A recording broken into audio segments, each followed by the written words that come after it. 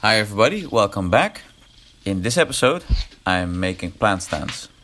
This principle or design is based on the bucket tool by Homemade Modern. Head over there to see how and where it came from. For the plant stands, I'm using brass threaded rods.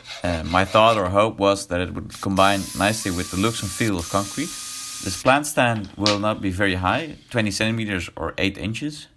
When the rods were prepared, I cleaned the bucket and put in the concrete. I use quite standard concrete. The type is C20/25. The thickness is 50 millimeters or 2 inches. Lower than this, the concrete doesn't bind well with the rods. I like to mix the concrete quite wet. This is easy with mixing and it takes more time to set the concrete. This is beneficial for the strength of the concrete. After mixing, I put in a triangle to help line up with the rods. The next step is vibrating the bucket with a sander. Putting the rods after vibrating is also possible.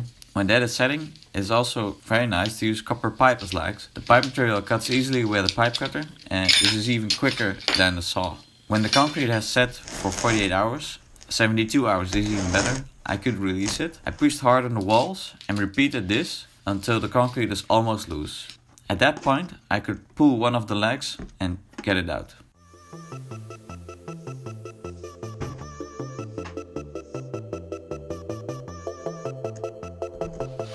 Using small squeeze clamps, you can even put a leg at an angle. I made a prototype here with a steel conduit pipe.